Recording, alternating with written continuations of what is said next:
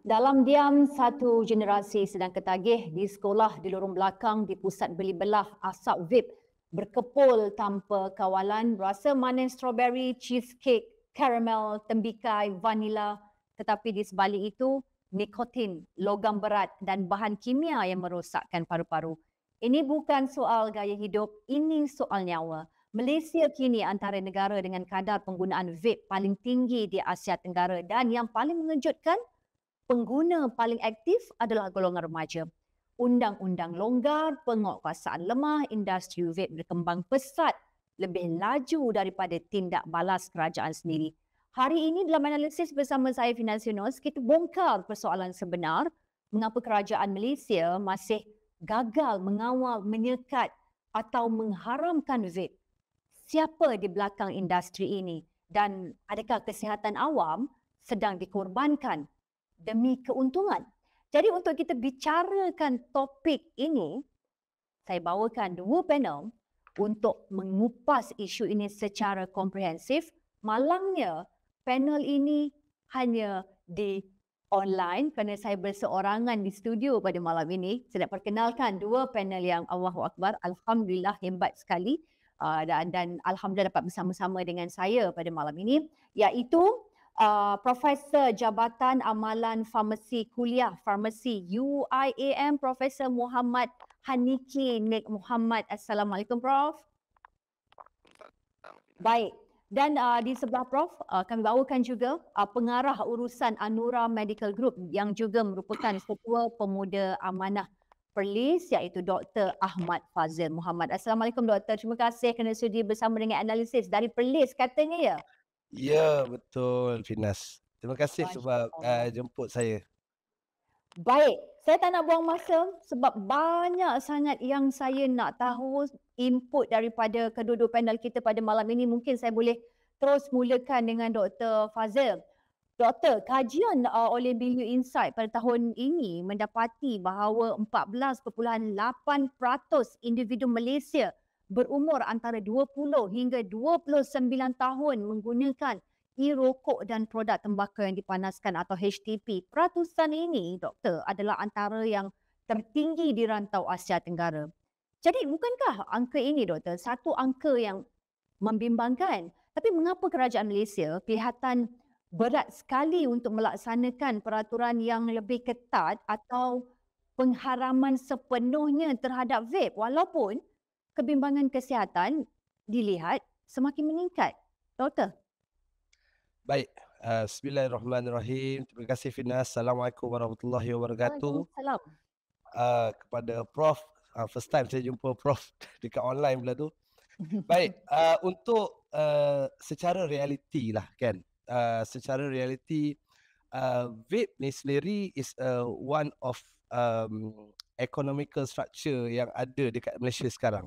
Dia juga adalah penyumbang kepada ekonomi. So kita tahu sekarang ni masanya Malaysia tengah struggle dalam ekonomi, and kerajaan Malaysia Madani dia meletakkan satu track ekonomi itu adalah teras utama dia nak dibandingkan dengan pendidikan ataupun kesihatan. Kalau kita tengok pun sekarang ni kesihatan pun dah ke belakang lah kan, banyak komplain pasal kesihatan dan sebagainya. Jadi kita kena cakap ni lebih kepada realiti ekonomi, hak pengguna dan juga tanggungjawab kepada kesihatan awam. Okey. Dalam isu vape ni kita boleh melihat kita tidak boleh lihat hanya satu sudut semata-mata kan. Sebab dia bukan soal isu hitam atau putih ataupun soal mencari jalan tengah yang mana yang terdahulu, kesihatan dahulu ke, hak pengguna dewasa dahulu ke, ataupun kelangsungan ekonomi. So kalau kita tengok sekarang ni, kita juga tidak boleh nak menafikan sumbangan industri vape kepada negara. Okey. Kalau kita lihat lebih daripada 3,000 pengusaha kecil dan sederhana yang melibatkan diri dalam industri ni. So daripada pembekal, pengeluar hingga peruncit. Dan kita tahu sebenarnya vape ni, teknologi ni kebanyakannya datang daripada China, kebanyakannya, dan juga beberapa negara lain. Dan itu juga kita nampak sedikit satu teknologi yang kita kata memberi bantuan ekonomi kepada actually golongan Melayu yang banyak sekali menjadikan vape ni sebagai punca ekonomi mereka. Jadi kalau kita kata tentang cara mereka berniaga, ini kan kalau saya cakap ni tentang retail kan. Kebanyakan retail yang menjual vape ni kebanyakannya menjual secara halal dengan mendapat lesen daripada PBT. Dan sekarang ni mungkin ada beberapa negeri yang telah mula untuk ban dan mula untuk haramkan. Jadi sekarang bermulalah satu isu, iaitu kerajaan pusat tidak melabelkan ia adalah haram, tetapi ada kerajaan negeri yang mula untuk mengharamkan penjualan vape. Jadi pengguna vape juga dia juga ada hak. Macam mana saya kata ada hak Okey. Kempen sebagai doktor kan, kita kata kempen untuk berhenti merokok. Dan dekat dalam guideline kita tidak letak pun vape sebagai tempat untuk menggantikan rokok. Replacement terapi tak ada. Tetapi dia adalah satu kita panggil alternatif sendiri yang kita kata masyarakat mengambil tindakan proaktif untuk berhenti merokok. Namun adakah kita menghalalkan vape? Tidak. Tapi langsung tidak ada studi yang mengatakan penjual vape yang kita kata secara halal, yang ada brand dan sebagainya, menjual dengan konten yang haram. Kita kata mushroom lah, ketu lah, spice lah, apa saja. Tidak ada. Yang menjual ini adalah dalam keadaan yang haram. Okey, jadi e-cigarette atau vape ni dia menjadi peranti saja. Peranti untuk letak bahan terlarang. Contohnya nikotin tadi. So, pengguna vape juga dia ada hak. Bagi saya, contoh, seorang pakcik berumur 45-50 tahun, setelah sekian lama, 30 tahun isap rokok. Dia dah isap rokok, kemudiannya dia bertukar. Dia kata, ya Allah, ada juga ikhtiar, ada vape. Boleh berhenti. Dan kalau kita ambil timbang tara di antara vape dan juga rokok, kita boleh kata 95% rokok jauh lebih bahaya daripada vape. Kalau kita ikut kepada konten yang terletak dalam rokok itu. Dan kita pun tahu, study banyak shows that second smoker orang yang menghidu asap rokok, sedangkan orang yang isap rokok adalah orang yang isap rokok dengan filter. Dan study juga mengatakan orang yang hidu asap rokok dia pun boleh kena kanser. Itu yang mempunyai study. Jadi apa salah kepada pakcik ni tadi yang sekian lama usaha untuk berhenti rokok, dia jumpa jalan, iaitu vape. Vape, Mbak kata Finas tadi apa, Princess tembikai lah, strawberry dan sebagainya. Cheesecake lah, macam-macam kan. Tiba-tiba hari ni kerajaan tiba-tiba kata haram. Dia akan mencari lubang-lubang macam mana nak membeli juga. Sebab ataupun adakah Finas nak tengok pakcik ini tadi kembali merokok. Jadi ini isu yang patutnya kerajaan kena memberi penjelasan, penerangan, strategi komunikasi yang baik, terutamanya kepada orang-orang ini. Jangan terus haram, tetapi you sebenarnya tak nampak di bawah, di grassroots, apa permasalahan yang harus dihadapi oleh mereka yang dah hisap. Saya tak nak cerita dengan anak muda, saya tak nak cerita dengan pelajar sekolah. Pelajar sekolah memang kalau boleh kita cuba untuk halang mereka daripada perkara-perkara seperti ini. Perkara-perkara yang kita nampak seperti tidak bermoral. Jadi saya menyatakan begini, pendapat saya mengharamkan tu bukan penyelesaian. Tetapi mengawal itu lebih realistik. Jadi kalau kita kata macam mana benda ni boleh berlaku, sedangkan benda yang pasti dan pasti benda itu merosakkan, yang mempunyai kandungan yang teruk. Rokok juga tidak diharamkan oleh kerajaan. Rokok tidak pernah lagi diharamkan, malah masih lagi dijual di kedai 24 jam dan sebagainya, kan? Dan itu adalah benda yang mempunyai kajian yang sangat luas. Saya rasa kebanyakan negara dah mengeluarkan kajian-kajian yang terperinci tentang bahayanya rokok.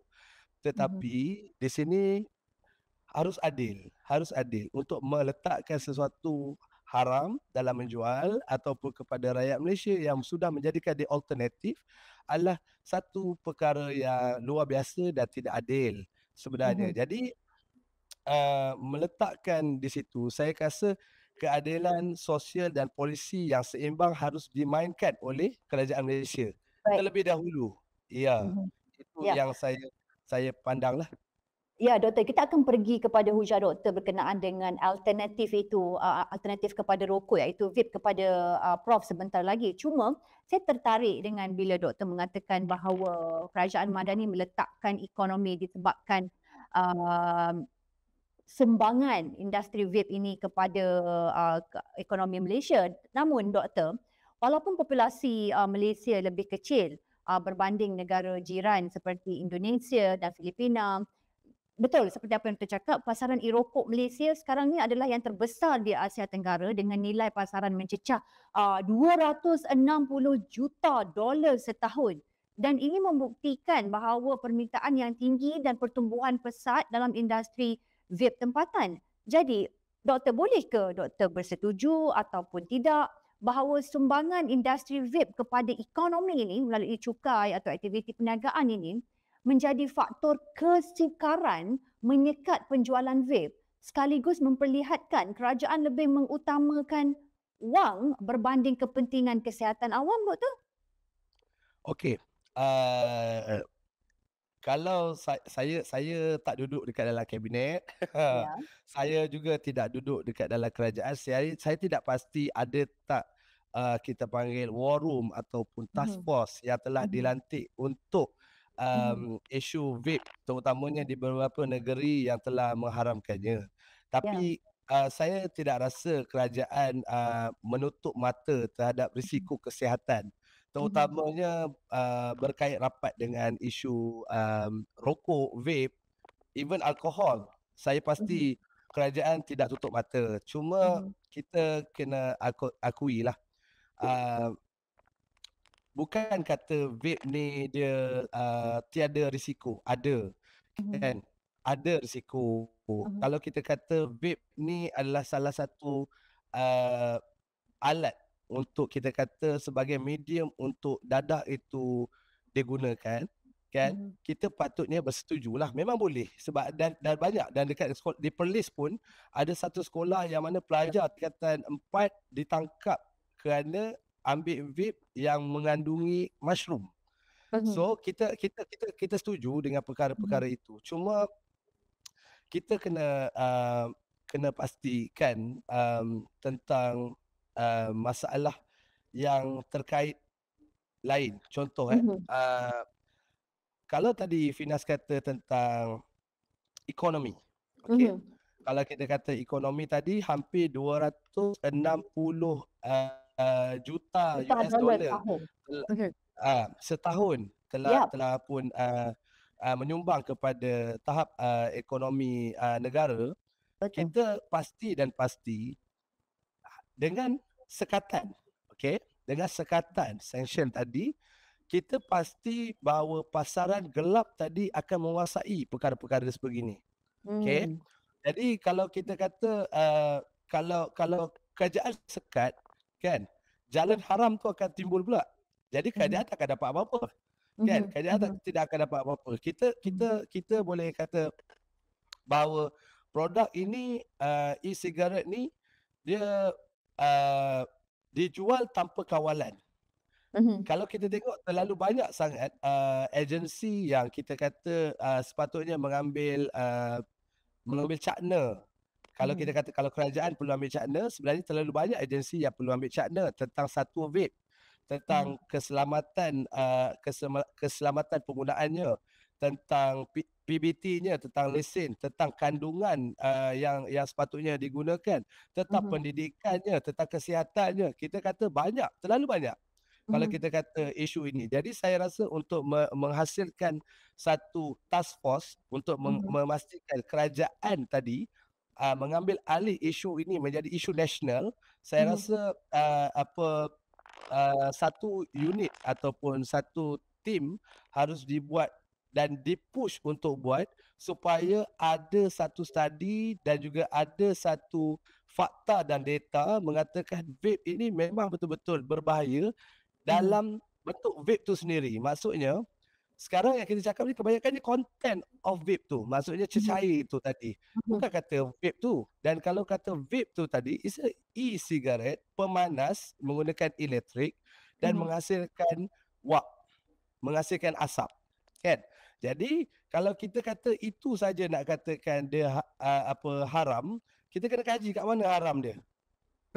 Kan, faktor keselamatannya ke, faktor elektriknya ke, adakah faktor kena dapat sirim dulu ke, kita tak pasti dekat mana kan. Tapi kalau nak kata haram, nak kata kontennya haram, in which part? Sebab kalau kita kata generalize, rokok itu memang mengandungi nikotin, mengandungi tar, mengandungi karbon dan sebagainya. Tetapi kalau untuk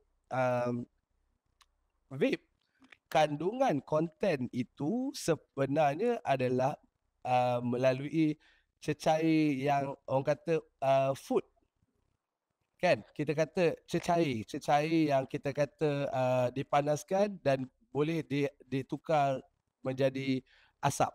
Kan? Jadi dekat situ dia pula mempunyai satu jaminan dia dari sudut pengisian content of the cecair itu bagaimana. Jadi untuk itu saya lebih merasakanlah kalau kerajaan perlu bertindak, kerajaan perlu bertindak dari sudut mengawal, mengawal selia mendidik dan juga melindungi belia terutamanya yang berumur 18 tahun ke bawah supaya tidak terjebak dalam keadaan yang kita bincang ni iaitu vape.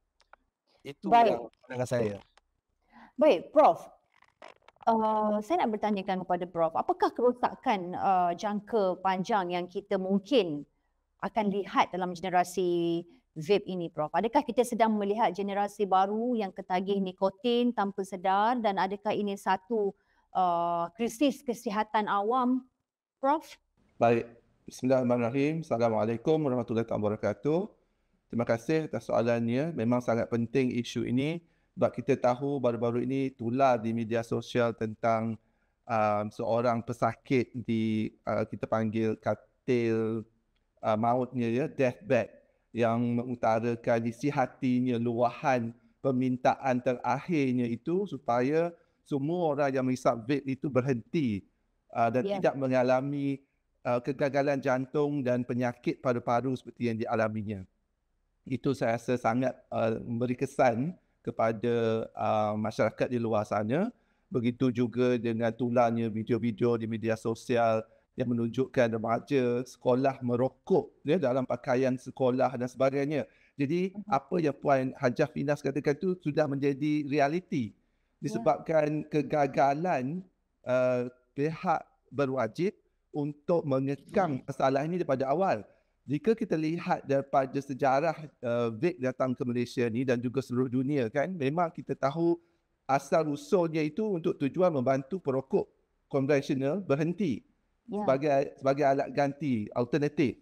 Tetapi apabila sampai ke negara kita dan juga negara-negara lain yang begitu kreatif dan menyalahgunakan alat itu dengan memasukkan pelbagai bahan tambahan seperti kata doktor tadi, termasuklah psilocybin atau magic mushroom, marijuana atau ganja, kemudian kita ada ketamine sekarang, fentanyl dan apa lagi ke depan piau-piau dan sebagainya itu hingga menggunakan penggunanya menjadi seperti zombie, mengalami sawan dan sebagainya kan.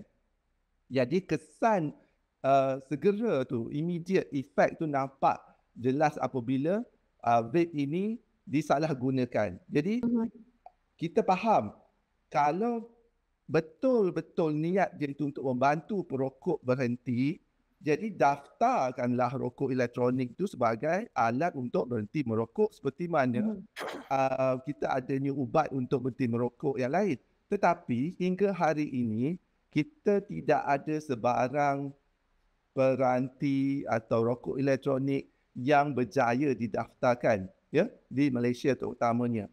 Memang ada di negara barat seperti di UK dan mungkin juga di Australia yang menggunakan rokok elektronik ini untuk tujuan berhenti merokok. Ya.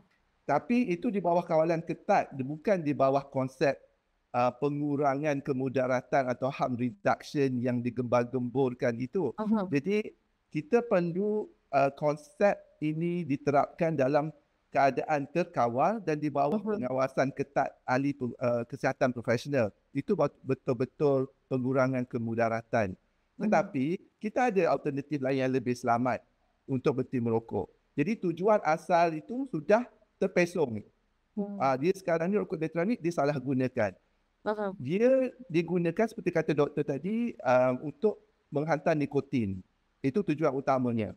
Jadi bila nikotin ini digunakan terutamanya kepada golongan remaja di mana sel-sel otaknya sedang berhubung, jadi nikotin ini akan merosakkan proses perkembangan otak remaja dan kanak-kanak. Sehingga sebab otak kita ni perlu umur sehingga 20 hingga 25 baru matang prosesnya.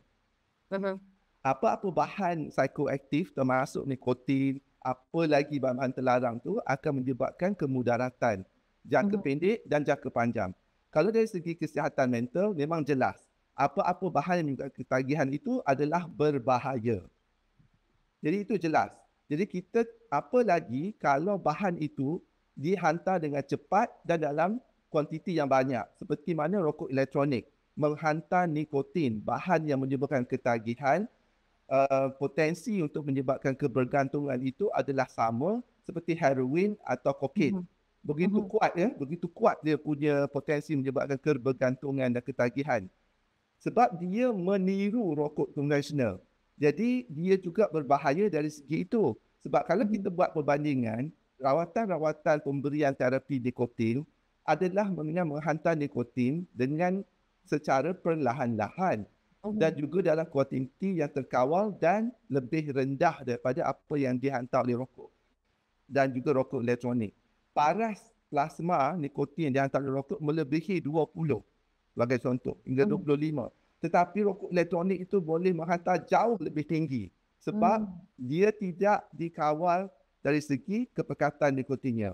Sekarang memang ada dalam Akta 852 yang memperuntukkan kepekatan maksimum nikotin dalam cecair rokok elektronik dibenarkan adalah 35 mg per ml. Itu pun dah sangat tinggi.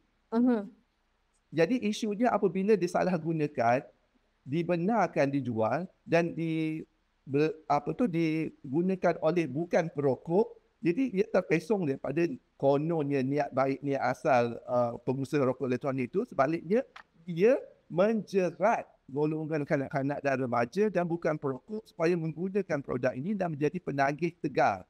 Sebab kita tahu apabila mereka menjadi penagih nikotin, mereka akan didedahkan kepada pelbagai risiko kesihatan. Contohnya macam tadi, kajian daripada Oxford telah menunjukkan bahawa risiko untuk mendapat penyakit pernafasan tersekat kronik, COPD, Chronic Obstructive Pulmonary Disease. Ini penyakit orang tua ni. Penyakit dalam perokok yang telah mengisap rokok 30 tahun dan sebagainya. Tetapi dalam masa 5 ke 10 tahun, penghisap rokok elektronik mendapat kerosakan seperti ini. Maknanya begitu cepat kerosakannya. Puncanya apa? Dia boleh menghantar bahan-bahan dalam partikel halus dalam aerosol atau wap dia tu ada lebih kurang 2,000. Jadi maaf je saya berbetulkan apa yang doktor katakan tadi bahawa dia 95% lebih selamat tu adalah tidak betul. Itu adalah sebenarnya telah pun disangkal oleh pakar-pakar kesihatan dunia yang lain bahawa laporan itu adalah tidak tepat. Jadi kita tidak boleh mengatakan bahawa rokok elektronik ni 95% lebih selamat sebab ianya tidak selamat dalam peratusan tersebut. Saya nak katakan berapa peratus selamat pun saya tak berani. Sebab kalau kita tengok penyakit-penyakit yang dulu tak disangka-sangka terbit dah sekarang dengan begitu cepat. Ya, jadi kesan invalid kita dah dengar pasal electronic and vaping associated lung injury. Sebab dia boleh masuk dengan cepat dan banyak hingga sampai ke hujung-hujung saluran pernafasan. Sebab partikel dia lebih halus daripada partikel yang dihantar oleh asap rokok. Jadi adakah dia lebih selamat dari segi itu? Sama sekali tidak. Dia lebih berbahaya kerana dia boleh menusuk, merosakkan paru-paru, sistem pernafasan. Dan dia menghantar nikotin dengan lebih tinggi. Apa selamatnya kalau macam tu? Bila hantar nikotin dengan cepat dan lebih tinggi, risiko kepada pengguna, terutamanya kanak-kanak dan remaja adalah ketagihan. Apabila ketagihan, dia akan menyebabkan penyakit mental. Sebab apabila berlaku tobacco use disorder atau kelainan penggunaan tembakau, dia adalah di bawah Diagnosis and Statistical Manual 5th edition, mengalami masalah mental dan behavior. Jadi kita mendedahkan remaja kita kepada penyakit mental, ya, pada masa depan. Selain pada penyakit paru-paru dan kardiovaskular yang didapati bahawa oleh American College of Cardiology pada tahun 2024, risiko penghisap vape untuk mendapat kegagalan jantung adalah 19%. Tinggi itu kegagalan jantung. Jadi kita dah ada kes dulu remaja 16 tahun mati akibat kegagalan jantung, dan diulang lagi dengan video yang tular baru-baru ini, ya, bahawa pesakit itu juga mengalami kegagalan jantung. Jadi saya tak terkejut kalau dalam masa terdekat ni ada masalah penyakit kanser di dalam perokok elektronik eksklusif. Ya, jadi masa ke depan ni sama ada dia sama je dengan rokok ataupun lebih lagi. Sebabnya kajian di Johns Hopkins yang menunjukkan bahawa sekurang-kurangnya 2,000 bahan kimia berbahaya termasuk bahan karsinogenik atau penyebab barah di dalam rokok elektronik itu juga akan meningkatkan risiko kanser. Jadi itulah kesan-kesan pada generasi muda ni yang kita risaukan akan berlaku dan telah pun berlaku. Jadi kita sebenarnya telah pun gagal dalam mengawal rokok dengan baik dan mengharamkannya sebab benda itu dah wujud zaman dahulu lagi. Jadi apabila kami di Jawatan Kajian Teknikal memberikan pandangan kepada pihak Kementerian Kesihatan dan sebagainya bahawa kita perlu haramkan vape. Ini sejak 2018 lagi, ya, ataupun sebelum tu lagi. Tapi bila bawa ke Parlimen, Parlimen kata, oh ini isu ekonomi, ini industri Bumiputera. Jadi sebenarnya kita tahu bukan industri Bumiputera pun, yang untung adalah syarikat negara luar yang membuat cecair dan peranti. Jadi apa yang digembar-gemburkan mendapat pulangan kepada negara dari segi kutipan cukai itu juga adalah satu penipuan. Kerana apa yang berlaku pada hari ini adalah begitu sedikit jumlah kutipan cukai oleh pihak kerajaan daripada vape dan rokok elektronik daripada apa yang dijanjikan. Dan kita tahu juga dalam pembentangan bajet, kononnya apa yang dikutip daripada syarikat atau industri vape ini akan separuh daripada dia akan disalurkan kepada Kementerian Kesihatan. Tapi ini juga tidak berlaku. Semua ini janji-janji kosong yang sebenarnya membebankan Kementerian Kesihatan yang perlu menangani dua epidemik. Ya, Finas? Dua epidemik serentak. Jadi apa kebaikan rokok elektronik pada masa ini saya tak nampak langsung. Baik, Prof, kita nak tanya secara ringkaslah jawapan Prof kan, berkenaan dengan sejauh mana vape menyebabkan ketagihan jika dibandingkan dengan rokok. Mungkin Prof ada dapatan kajian untuk membandingkan ketagihan mana yang lebih teruk? Okey, seperti mana saya katakan tadi, bahan utama yang menyebabkan ketagihan itu adalah nikotin. Bahan ini adalah bahan semula jadi daripada pohon tembakau. Dia juga boleh dihasilkan secara sintetik di dalam makmal. Dan begitu juga dengan kita panggil manipulasi nikotin menghasilkan pelbagai sediaan sintetik lain. Dia dalam sediaan asali dia tu, nikotin tu boleh dimanipulasikan juga untuk dijadikan garam nikotin dan sebagainya. Nikotin salt. Jadi apabila dimanipulasi, macam rokok dia tak boleh manipulasi dah. Dia memang ambil tembakau, diracik-racik, ditambah bahan kimia dan sebagainya, itulah. Tapi rokok elektronik ni pelbagai manipulasi.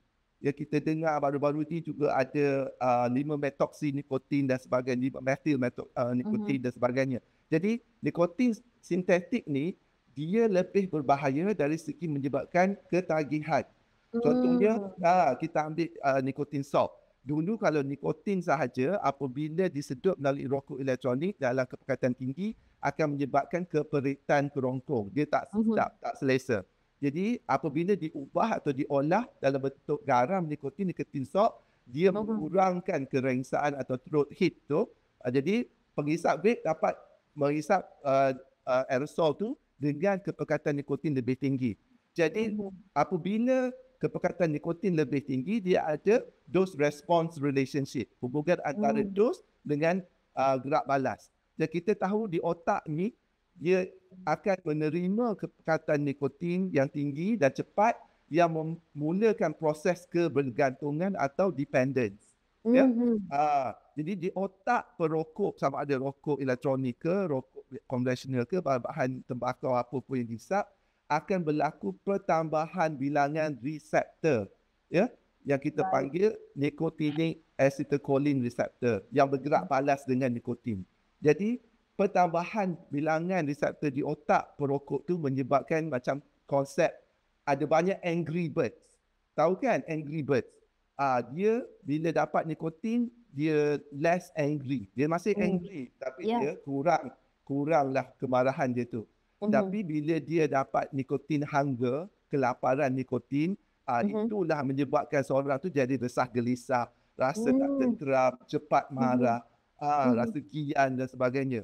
Jadi isu ketagihan kepada rokok elektronik atau vape ni berkait rapat dengan komposisi terutamanya nikotin dan manipulasi, ya, nikotin yang ada yang boleh dimasukkan ke dalam cecair rokok elektronik dan disalahgunakan oleh bukan perokok pun. Dia bukan guna untuk berhenti merokok. Dia berguna untuk seronok. Sebab bila dapat nikotin ke otak, antara kita panggil bahan kimia atau neurotransmitter yang dirembeskan hasil gerak balas di reseptor itu adalah dopamin. Dopamin adalah bahan yang menyebabkan rasa lazat, seronok, pleasure. Jadi kebanyakan penggunanya dapat rasa seronok dan rasa kenikmatan. Jadi jadi itulah punca utama ketagihan. Baik. Saya pertanyakan kepada Dr. Ahmad Fazil. Menurut laporan Global State of Tobacco Harm Reduction GSTHR, pada tahun 2021 Malaysia mencatatkan kadar penggunaan vape tertinggi di Asia dengan 4% daripada populasi dewasa menggunakan produk vape. Ini bersamaan dengan kira-kira 1 juta pengguna, doktor, mengatasi negara-negara lain seperti Jepun 2.4%, Singapura 2% dan Brunei 2%. Jadi doktor, mengapa dasar sedia ada masih gagal menghentikan peningkatan penggunaan vape yang membimbangkan dalam kalangan remaja dan pelajar sekolah di Malaysia, doktor? Baik. Okey, kita hari ini kita lebih kepada discussion about vape kan. Tapi tadi Prof banyak bercakap tentang nikotin. Maksudnya the content itself. So saya bercakap tentang dasar pula. Sebenarnya kalau kata akta ataupun perundangan, sebenarnya kita betul tadi Prof ada cakap tentang Akta 852. Akta 52 berkaitan dengan kawalan produk tembakau dan merokok. Okey. Kita juga ada perintah perihal dagangan iaitu perakuan dan penandaan peranti rokok elektronik 2022. Okey. Masalah kepada negara Malaysia ni dia bukan kekurangan undang-undang tetapi kegagalan penguatkuasaan tu. Yang tu kita kena agree lah. Sebab layer by layer by layer, banyak lapisan tu kita mempunyai kelompongan undang-undang. Okey, dia terlalu lompong. Sebelum Akta Produk Merokok demi Kesihatan Awam GEG diperkenalkan tu, Malaysia memang tidak ada apa-apa undang-undang khusus terutama tentang vape dan terutamanya berkaitan dengan nikotin dalam vape. So dia menyebabkan vape nikotin tidak dikawal di bawah atar racun. Betul lah Prof So masalah ini bila tidak ada larangan formal ini, dia jadi jualan tadi keterbukaan di mana-mana tempat. Di mana-mana tempat. Sampai sekarang ni kalau kita tengok jualan vape ni tadi, dia bukan hanya di retail shop, bukan berada di dalam kedai 24 jam, tetapi di online, di TikTok, di berbagai tempat lain pun boleh jual. Jadi dan lagi satu masalah dia tentang beberapa regulation yang government sepatutnya buat, terutamanya dari sudut pengiklanan. Kalau kita tengok iklan berleluasa, kan? Iklan produk vape ni kalau kita tengok memang kita kata ada peringkat artis pula, kan, yang mengiklankan perkara ni. Jadi kerana penguatkuasaan lemah di peringkat permulaan. Sebenarnya kalau kita kata kita nak cegah ni, dia kena macam dadah kan, AADK kan. Dia bermain daripada peringkat sekolah lagi. Kan? Lapisan pertama. Jadi kalau kita kata kita nak adanya dasar ataupun undang-undang pertama, yang kita kena buat adalah di peringkat yang bawah sekali lah. Pendidikan di sekolah tu. Kan? Kalau yang terlepas ni mungkin ada penguatkuasaan layer by layer yang lebih atas, tapi yang di bawah ni, kita tengok penguatkuasaan lemah di peringkat sekolah dan juga komuniti. Tapi kalau kita tengok di Kementerian Kesihatan telah mengeluarkan langkah-langkah proaktif, antaranya di setiap premis-premis kedai makan ataupun yang berdaftar di bawah PBT harus meletakkan sign dilarang merokok tu bersama dengan peranti vape tu kan. Jadi itu adalah larangan untuk menghisap di tempat-tempat awam. Tetapi larangan untuk menjual, larangan untuk menghisap secara umumnya dia tidak ada lagi. Dia masih tak wujud lagi benda tu. Dia hanya di tempat awam saja. Itu pun hanya menggunakan sign. So kalau tempat tu tak tayang perkara tu, dia akan di-compound oleh Kementerian Kesihatan. So isunya adalah beberapa layer undang-undang tadi yang ada tetapi tidak dikuatkuasakan. Jadi budaya remaja dan juga akses yang terlalu mudah ni pun kita harus sekat dan pantau. Kalau kita tengok sekarang ni budak sekolah ada telefon sendiri, ada tablet sendiri, boleh beli sendiri, ada duit sendiri, balik sekolah pun boleh beli. Jadi sebenarnya banyak lagi dia macam ni. Kalau kita nak suruh kerajaan untuk menghalalkan vape, dia terlalu banyak atas-atas lain yang harus dikaji semula ataupun ditambah baik. Saya bagi contoh tentang device tu sendiri. Saya tak nak pergi jam kepada arah profesor kepakaran dia tentang konten, tentang nikotin, tentang mushroom, tentang fentanyl, tentang ketamin dan sebagainya. Tetapi saya bercakap tentang device. Device itu sepatutnya menjadi sesuatu alat perantara sahaja. Kalau kita kata ada orang kata flavor, it's only flavor sahaja. Tetapi yang meletakkan konten-konten bahan kimia ini, sebenarnya apabila dia tidak dikawal selia, dia tidak diperiksa kerja-kerja mereka dan juga pembekal-pembekal mereka. Jadi mungkin apa benda yang konkret yang kerajaan boleh ambil, mungkin wujudkan akta baru, akta yang menjadikan penjualan kepada bawah umur sebagai kesalahan jenayah mungkin, dan mungkin pengiklanan, promosi dan tajaan produk vape dilarang. Saya melihat ada program-program di agensi kerajaan yang besar-besar juga ditaja oleh syarikat vape. Kalau kita tengok ada syarikat contohnya kita ada squad sukan kan, negeri contohnya kan, dia sponsor oleh syarikat vape. Dan benda ni saya nampak benda ini dia berlapis-lapis lagi, banyak lagi akta yang harus dibuat dan harus diketengahkan oleh kerajaan. Dan juga operasi penguatkuasaan bersama di antara KKM, KDN dan juga PDRM. Sebab serbuan kedai dan juga rapasan produk secara berkala dan juga pemeriksaan ini, kita tak tahu siapakah agensi sebenar kepada setiap produk tadi, melainkan mereka kena buat bersama. Dan juga kempen kesedaran di sekolah. Saya tak nampak lagi mana-mana kempen yang bercakap tentang vape, melainkan dadah dan juga rokok. Dan juga kerjasama di dalam platform digital macam Hajah Finas buat sekarang. Ya, yang ini penting sebab saya rasa perkongsian tentang vape, bahayanya vape, undang-undang tentang vape dan sebagainya ni amat kurang.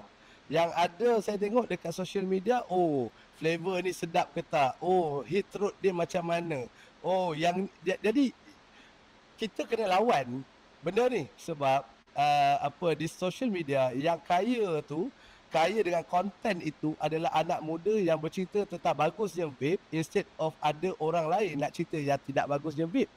Jadi kerjasama dalam platform digital juga, dan kemungkinan idea saya juga adalah kerajaan harus memainkan peranan penting pergi berbincang dengan agensi-agensi jualan di atas talian. Contohnya Shopee, TikTok dan juga e-commerce lain. Mungkin boleh mengharamkan produk-produk ini dijual di dalam platform-platform berkaitan. Dan kalau kata masih juga gagal, kita anggap macam ni.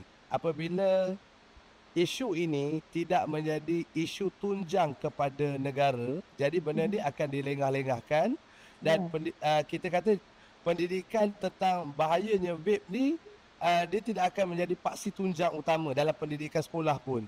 Kalau betul nak reform, nak beritahu tentang bahayanya vape dan kontennya tadi, dia harus bermula daripada sekolah, pendekatan kepada komuniti, masjid, untuk pencegahan sosial, dan wujudkan juga sistem lesen penjualan vape agar pengusaha tadi lebih bertanggungjawab. Kita tidak mahu kita kata hasil jualan vape ini tadi lebih kepada untuk mencari keuntungan semata-mata, langsung tidak membawa keuntungan kepada negara dan juga masyarakat. Jadi itu pandangan saya yang saya rasa kerajaan harus take it seriously. Dan saya rasa betul, memang kalau kita tengok pun sebenarnya tak ada faedah pun vape ni. Cuma kita harus adil juga kepada banyak kelompok lain. Jangan orang kata kerana setitik nila rosak sesus sebelanga kan. Jadi yang itu pandangan saya lah, Finas. Baik, Prof, adakah sistem kesihatan negara sudah mula melihat beban daripada penyakit berkaitan vape? Prof, adakah apakah trend yang sedang muncul di hospital dan klinik kini? Kalau mungkin Prof tahu dan punya dapatannya. Okey, terima kasih Finas. Memang ada pemantauan untuk notifikasi kes EVALI atau yang saya sebut tadi, Electronic Cigarettes and Vaping Associated Lung Injury. Cumanya masih kita panggil di bawah peratusan yang sepatutnya, macam kes under reporting lah ya.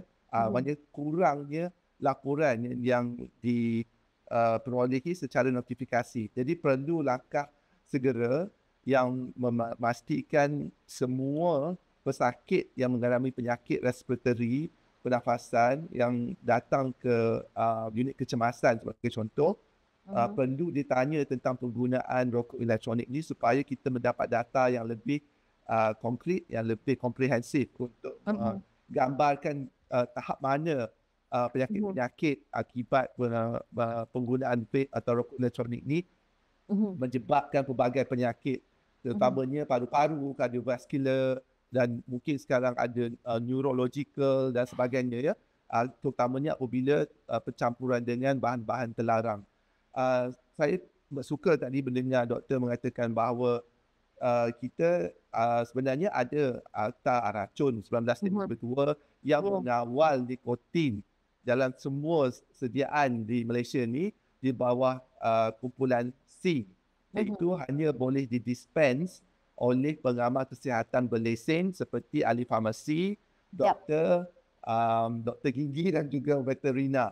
Jadi memang kita dah ada kawalan nikotin ni sejak 1952. Akan tetapi ada klausa pengecualian ya diberikan kepada nikotin dalam produk tembakau termasuk rokok. Jadi sebab tu rokok tidak perlu dibeli di farmasi atau di klinik sebab dia tidak diberi pengecualian daripada awal. Jadi rokok elektronik yang datang kemudian ke negara kita, dia secara automatik dikawal di bawah racun kumpulan C. Bermakna dari sejak azali lagi hanya 4 golongan ini boleh menjual rokok elektronik bernikotin kepada masyarakat awam dengan tujuan sepatutnya untuk membantu perokok berhenti merokok. Ya. Betul kan? Tapi itu tidak berlaku. Yang berlaku adalah penjualan rokok elektronik secara haram. Semua penjualan rokok elektronik itu adalah haram. Sebab dari segi antaracunnya adalah menyalahi peraturan. Ya? Akan tetapi berlaku satu peristiwa besar sejarah hitam negara pada 30 Mac 2023 apabila nikotin rokok elektronik itu dikeluarkan daripada Akta Racun 1952 tanpa adanya akta penyambut. Itulah kelompongan yang doktor sebut tadi. Kelompongan itu telah pun ditampal apabila Akta 852 diluluskan dan digazetkan dan dikuatkuasakan. Jadi kita tak ada isu dah tentang pengawal aturan atau akta ibu untuk mengawal rokok elektronik. Sebelum ni dia wujud dalam peraturan yang melibatkan Akta Racun Akta Racun 1992 ataupun peraturan di bawah kawalan produk tembakau di bawah Akta Makanan. Jadi apabila dia keluarkan kawalan rokok elektronik tu kepada Akta 852 dan diberi pengecualian daripada Akta Racun, jadi bermakna ia sekarang boleh dijual oleh sesiapa saja yang diberi lesen untuk menjualnya. Jadi itulah senario yang kita perlu faham. Jadi apa yang disebut oleh doktor itu saya setuju sangat-sangat. Penguatkuasaan. Tapi berapa ramailah sangat penguatkuasa yang nak mengawal 33 juta, okeylah tolaklah bayi-bayi yang baru lahir. Katalah 25 juta rakyat Malaysia yang boleh membeli rokok elektronik. Walaupun separuh darinya itu mungkin golongan remaja bahawa orang belum dewasa. Akta 852 memang komprehensif dan meliputi pembelian dan penjualan terhadap golongan bawah 18 tahun. Tak ada isu. Memang salah untuk membeli, menghisap, apalagi penjual tu pun boleh dikenakan tindakan. Jadi kompaunnya sangat tinggi. Jadi kita tak perlu risau dari segi akta memang dah tak lompong dah. Cuma penguatkuasaan. Sehingga hari ini saya setuju. Kita tak ada mendengar kes-kes contohnya ada penjual rokok elektronik ya yang disaman atau diberi kompaun sebabkan menjual kepada golongan belum dewasa. Mungkin satu, dua yang berlaku. Tapi kenapa rokok elektronik tu sampai ke tangan golongan orang belum dewasa? Ya, saya juga setuju yang dikatakan tu dalam talian. Tapi mereka mungkin menggunakan akaun orang lain, orang dewasa dan sebagainya atau menipu untuk mendapatkan akaun dan mendaftar bagi membolehkan mereka membeli secara dalam talian atau online. Syarikat-syarikat dalam talian yang disebut oleh doktor tadi tu memang telah pun diberitahu oleh pihak Kesihatan Malaysia bahawa mereka tidak boleh menjual produk ini kepada golongan bawah umur. Tapi kita faham macam mana nak tahu orang yang membeli tu 18 tahun ke atas. Dia bukan nak tunjuk kad pengenalan dan sebagainya. Jadi sangat sukar. Jadi memang yang paling senang adalah mengharamkan terus. Tapi disebabkan kita tak ada political willpower dan kita dah miss the boat. Ya, dah terlepas. Kalau nak haramkan patutnya haram awal. Tapi benda tu dah tak berlaku. Kita sekarang terdesak untuk mengawal. Jadi kita dah ada akta, alhamdulillah 852, cumanya berlaku proses melengah-lengahkan. Contohnya, sepatutnya kita kuat-kuasakan April, kita lanjutkan ke Oktober. Macam tu. Jadi benda-benda ni menunjukkan bahawa apakah kita masih tidak bersedia untuk menguatkuasakan akta, ataupun rakyat Malaysia ni asyik nak perlu pendidikan berterusan pada masa mana sampai bila kita nak mendidik masyarakat. Memanglah pendidikan berterusan tu perlu, tapi saya rasa, ini pandangan saya, bila nila tu dah dikeluarkan daripada tu, selamatlah susu. Tak kira lah berapa titik pun jatuh. Tapi kalau kita kuat kuasakan, kita pastikan tak ada nila setitik pun yang tumpah ke susu, tak rosak susu tu, betul tak?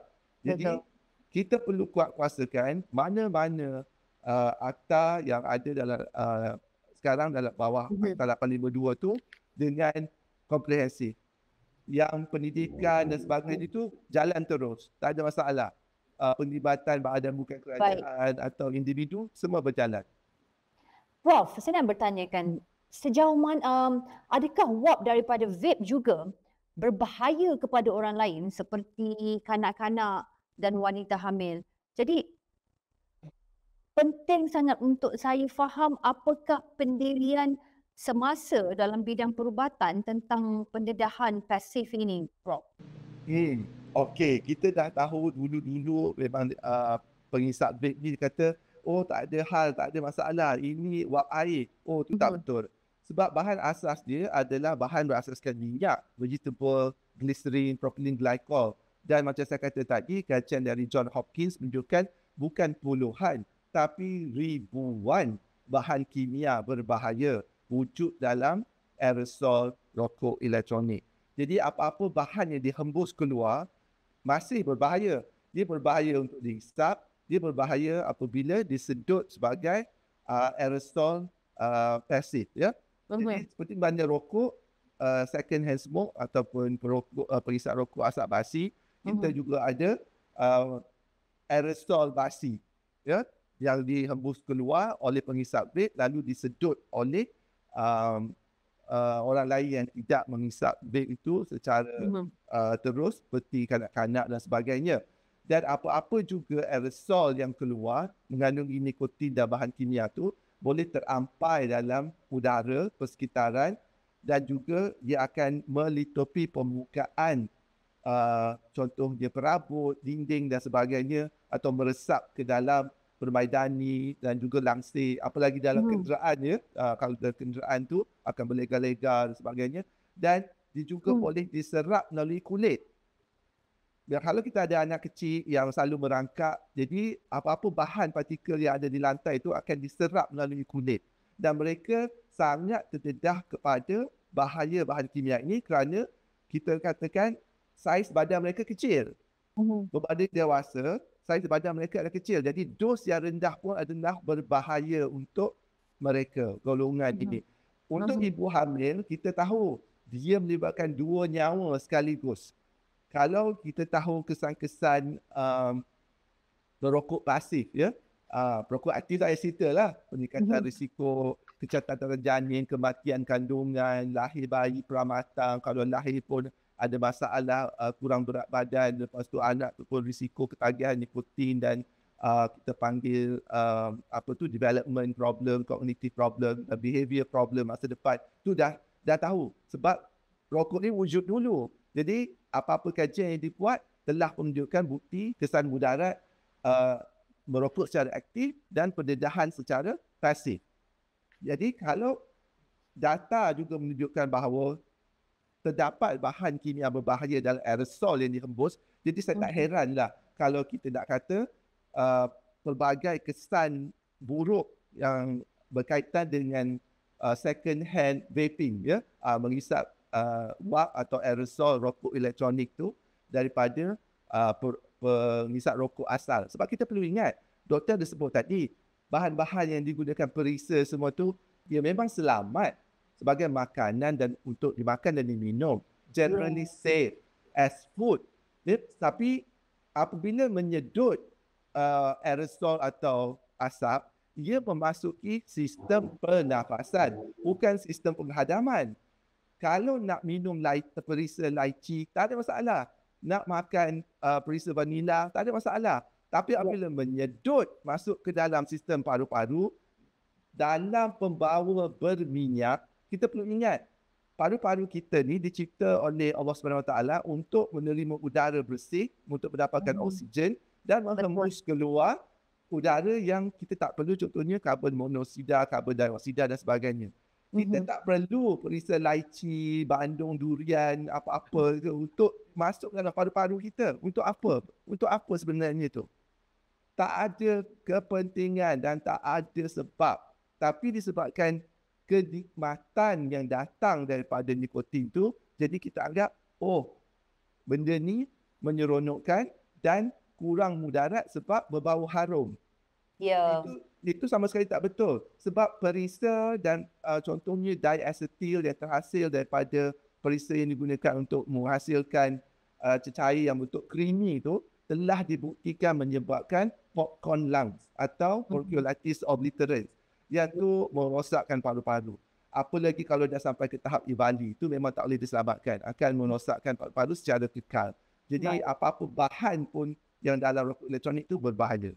Baik, Dr. Ahmad Fazil, sejauh mana pengaruh industri vape dalam membentuk dasar awam, Doktor? Adakah wujud tekanan pelobi atau politik yang menghalang tindakan lebih tegas diambil, Doktor?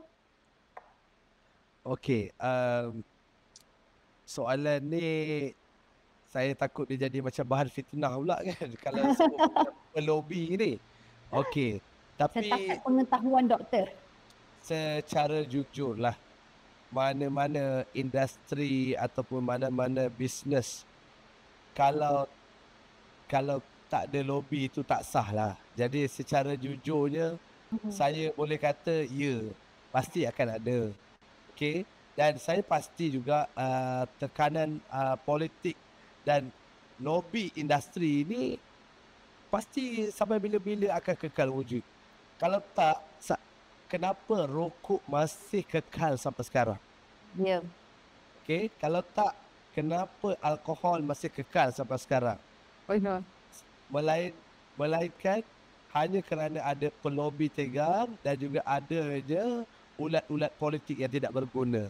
Jadi ini dua perkara yang kita kena be more realistic.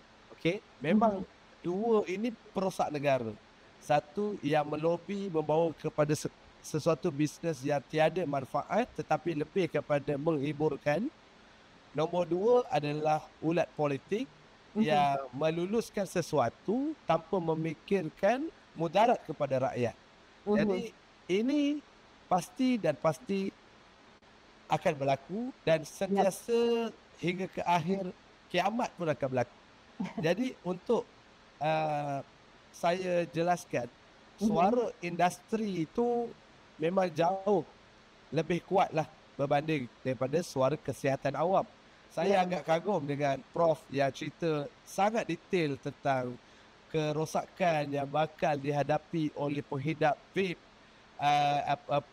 invali dan sebagainya, popcorn lung, contohnya kan. Jadi saya rasa proses dasar ini dia menjadi lebih berat sebelah ataupun terlalu berhati-hati sehingga gagal nak melindungi rakyat, terutama dia tentang kesihatan awam. Sebagai contoh, saya bagi beberapa siri penggubalan undang-undang berkaitan vape yang Prof sebut tadi telah ditangguhkan. Berapa kali nak tangguh pun dah tahu kan. So tangguh demi tangguh tak apa, bantah pun ada kan, atau diubah selepas konsultasi awam. Kita dah terang panjang-panjang lebar itu dan ini, ubah, tukar, tangguh dan sebagainya. Jadi sebahagiannya dipercayai kerana tekanan pihak industri, pemain-pemain industri yang melihat ini sekaligus kacau periuk nasi mereka. Dan juga terdapat juga pemimpin-pemimpin politik tertentu yang secara terbuka menyokong pendekatan ataupun kawalan longgar atas nama ekonomi.